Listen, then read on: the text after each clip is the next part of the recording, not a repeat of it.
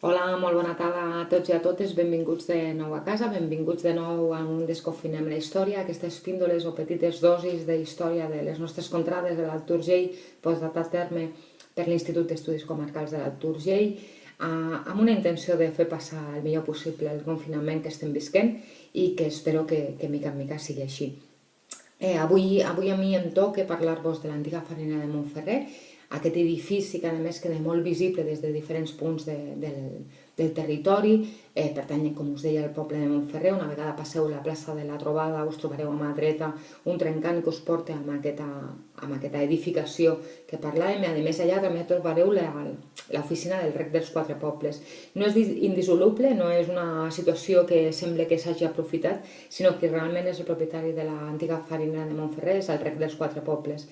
El per què? Perquè utilitzen aquesta aigua, utilitzen aquesta manera de gestionar de nou els recursos hídrics per donar peu a unes noves maneres de fer a la nostra comarca de l'Alt Urgell. Primera part, com es forma el Rec dels Quatre Pobles? Cap al 1811 es parla d'una primera captació d'aigua a Corts Inglés, per la qual, degut a un rec, es donarà aigua a Enserai, a Castellciutat, a Montferrer i a Brai. Actualment arriba fins a la parròquia d'Hortó, aquest rec, i això significa també que s'ha continuat fent una feina molt clara de com portar l'aigua a diferents punts de la comarca. Aquest rec, com us dic, comença el 1811 a la part d'Enserai, a Corts Inglés, i finalment el 1817 és més o menys quan està arribant justament a la població de Montferrer. Aquesta dinàmica de portar aigua també genera una nova manera de producció, augmentant la gestió dels cereals, que és la gran producció de conreu que es fa en aquell moment. Hi ha també vinya, hi ha llegums, hi ha d'altres maneres de fer, però qui s'endú el gran gruix de producció és el cereal, sigui el blat, sigui l'ordi, sigui qualsevol altre dels que coneixeu vosaltres. Aquesta generació de blat també genera una feina posterior, perquè no menjarem directament el blat dintre de la dieta dels humans. Tenim la farina, tenim diferents maneres de menjar-ho, o la sèmola, per exemple, però que realment no és el blat tal qual que mengem nosaltres avui en dia o que menjaven anteriorment. Una altra de les coses importants és aquesta variació també de la dieta. Fins a aquell moment la gent estava molt acostumada a menjar pa negre, era la base de la gran majoria de població, i el pa refinat, el pa amb farina blanca, el menjava un gruix de població molt més baix. Per tant, també són canvis que es van donant dintre de la societat. Aquesta aigua que arriba fins a Montferrer el 1817, gràcies a aquest rec, també gestiona per salts que es troben en aquell moment, amb molins que serviran per premsar i triturar aquest cereal que està arribant, i que els propietaris fan arribar justament amb aquest molí. Aquest molí es diu molí de la Trobada o molí de les Tres Moles, per tant el trobem una miqueta diferenciat amb aquests dos noms. I finalment el 1911, degut a la gran producció de cereal que s'està donant en aquell moment, es decideix fer una obra molt més ambiciosa, que és la farinera de Montferrer. Amb aquesta farinera estem trobant una gestió molt més clara del que s'està donant d'excés amb aquest conreu, i el que realment trobarem després és un edifici de principis del segle XIX amb una maquinària a l'interior també que està donada del 1911 al 1930, amb una idea molt clara museística actual que es dona a conèixer què passava abans de que arribéssim nosaltres, no? Com us deia abans. El que trobeu a la farinera, només entrar, és una petita sala, que és on arribava justament el cereal, el blat i l'ordi, i també sortia per allà, pel mateix punt, el que era ja tota la transformació que era la farina o el segó. La transformació de la farinera és això, farina i segó, per norma general. La farina seria el que nosaltres coneixem, aquest producte que teniu aquí, que és per fer el pa, no? O per fer d'altres productes. Suposo que aquests dies a casa vostra qui més qui menys ha estat utilitzant la farina d'una manera exquisita per fer pa de pessic, per fer tartes, per fer diferents opcions per fer pa o per fer qualsevol altra cosa durant aquests dies que ens han tingut a casa. L'altra part és el segó. El segó seria més un aliment animal, el podríem diferenciar inclús en diverses categories, i és una part d'aquest gra, que quan s'esmicola es trenca i passa a ser aliment dels animals, com us deia. Tant si és d'un animal més gran, com serien les vaques o els cavalls, o com després parlaríem amb gallines o d'altres elements o d'altres animals que nosaltres tenim. La farinera té un funcionament molt clar, des del 1911 fins als anys 60. A l'any 63 es tanca definitivament, perquè als anys 60 realment el que té és la gran caiguda per culpa de la industrialització, per culpa de les maneres de fer. En aquell moment la producció, les maneres de transformar el gra amb farina es veuen donades per una clara idea de les noves fàbriques que es portaran a terme a l'àrea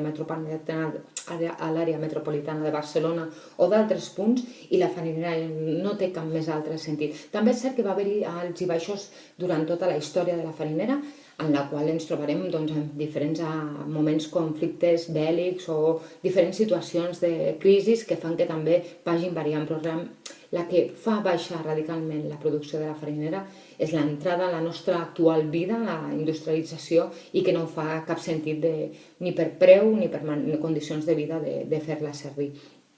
Com us dic, als anys 63 es tanca, i ara parlaré ben bé de la farinera. La farinera us la trobareu d'una manera omnipresent, com us dic, una vegada passeu la plaça de la Trobada. És un edifici del principis del segle XX, en la qual teniu una planta baixa i 3 plantes. A la planta baixa us trobareu diferents utensilis del que seria el treball al camp, del que seria un treballador forner o de manera de fer el pa. Us trobareu també bàscules i diferents coses de les que nosaltres en tenim memòria i que crec que mica en mica també serà necessari que prenguem memòria de que van existir fins a aquest moment.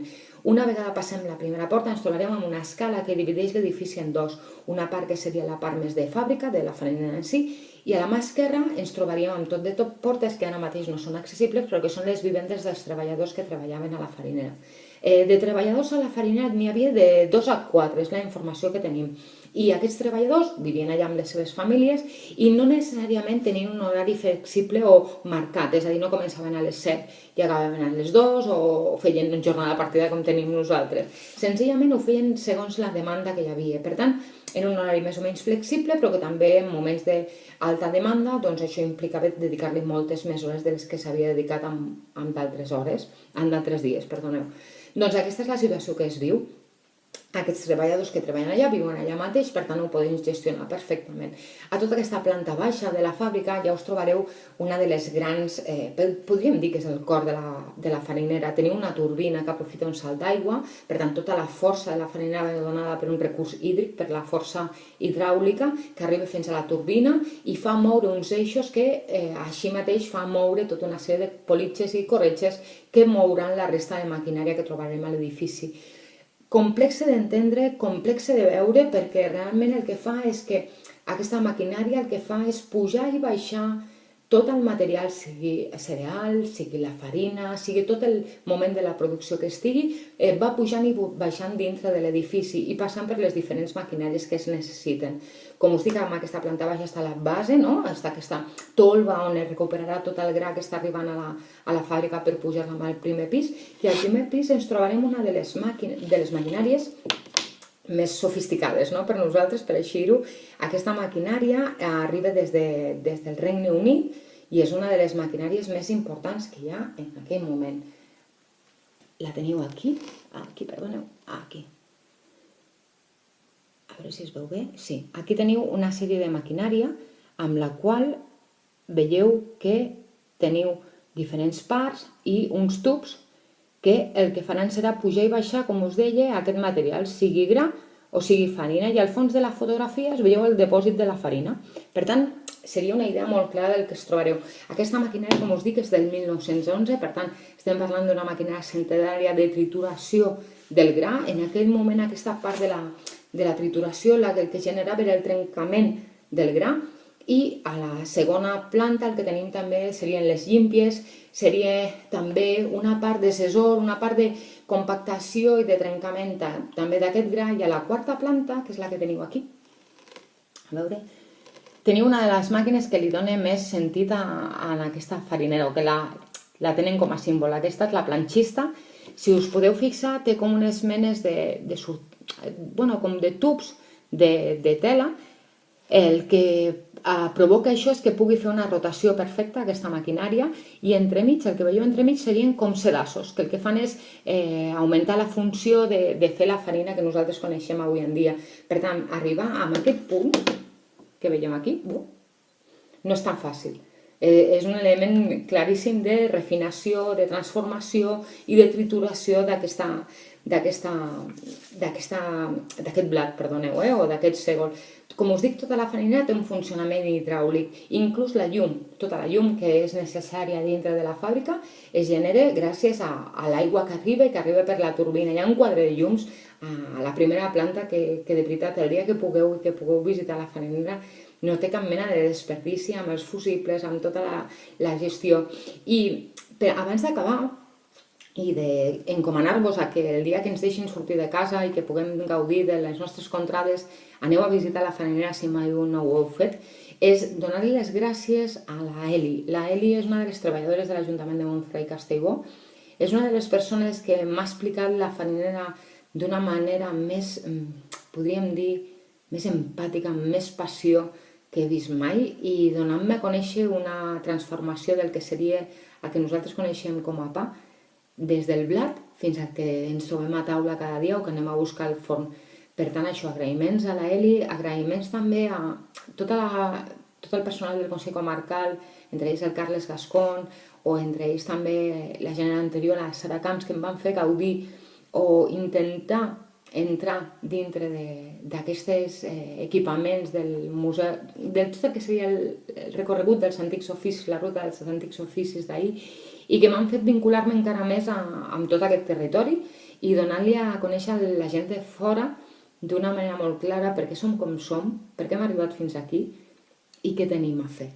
Per tant, gràcies per tot, espero que el confinament no us tracti gaire malament.